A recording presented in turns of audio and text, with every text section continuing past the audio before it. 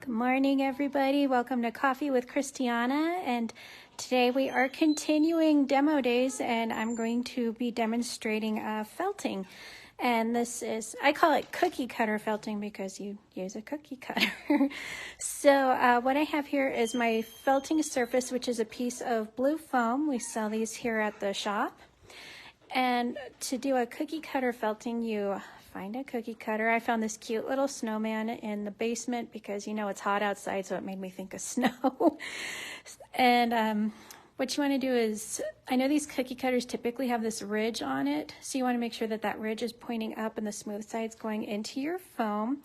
So you need a surface like this foam because felting needles can bend and break, and so you need something soft for the needle to go into. So to start this, you're going to grab your wool, and I grabbed just a little bit of black for his hat, so why don't I go ahead and put the black in there first. So you can start with a little bit, you can start with a lot. I'm just going to start with a tiny bit because he's got such a small hat. So I'm going to put the wool where I'm going to be felting it into the cookie cutter, and then you start just stabbing with your needle, so stabbing straight up and down.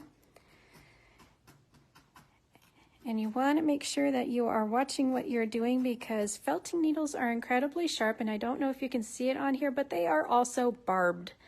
So if you accidentally slip and hit your finger, trust me, it will hurt. So we just stab this up and down, and what I'm doing is the fibers in the wool are catching on themselves, and the barbs on the needle are actually forcing the fibers together.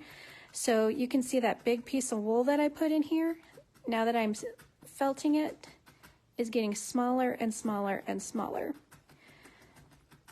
So you can felt this as much or as little as you want. I know depending on our instructors, I know Andy, when she's teaching felting, her felting critters are, felted critters are very tight and thick, and I guess robust might be a good word for it.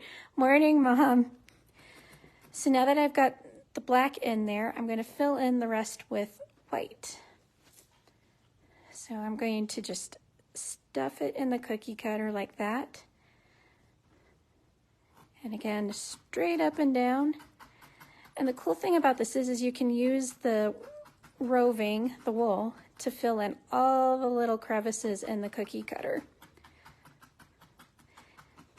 I took a felting class with Stephanie, and she calls needle felting sculpting with wool, which is really true. So I'm just going up and down, up and down.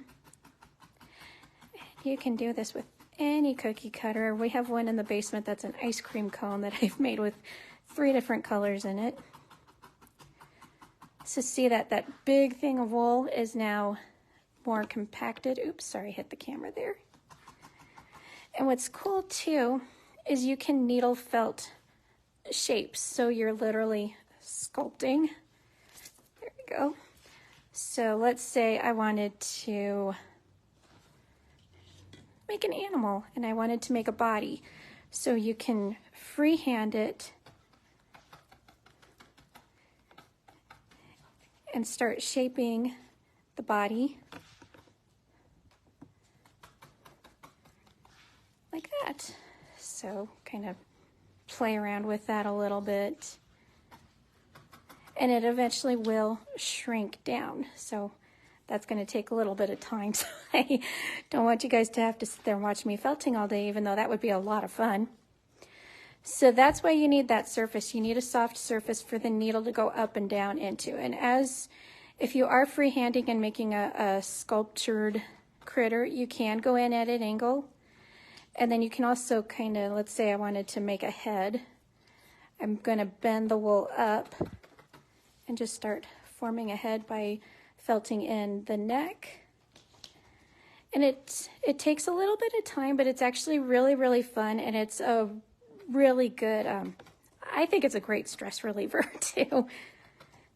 So that's how you would start a felted critter.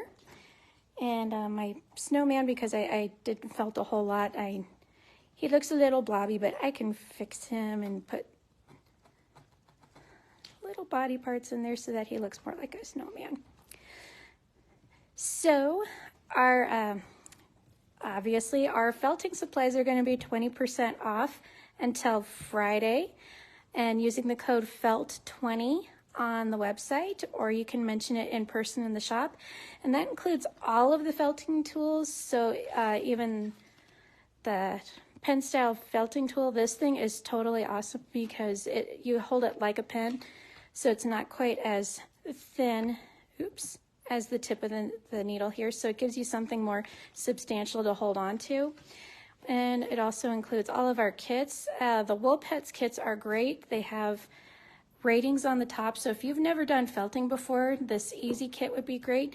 This does not come with a felting service, so you will need to purchase that separately, but I just thought the sloth was adorable. Plus he's an easy level kit, and this guy makes 2. And also the Going Gnome kits. I thought I'd share this kit with you guys today because it's a little knitting gnome. So this is great for those of us who knit, because then you can felt the gnome and then knit the little scarf to put on his knitting needles. So those are all 20% off today through Friday with the code FELT20 on the website, or you can ask about it in person at the shop. We'd love to see you guys. So I hope you enjoyed that, and I hope it inspires you to start doing some felting, and we will see you guys next week. Bye.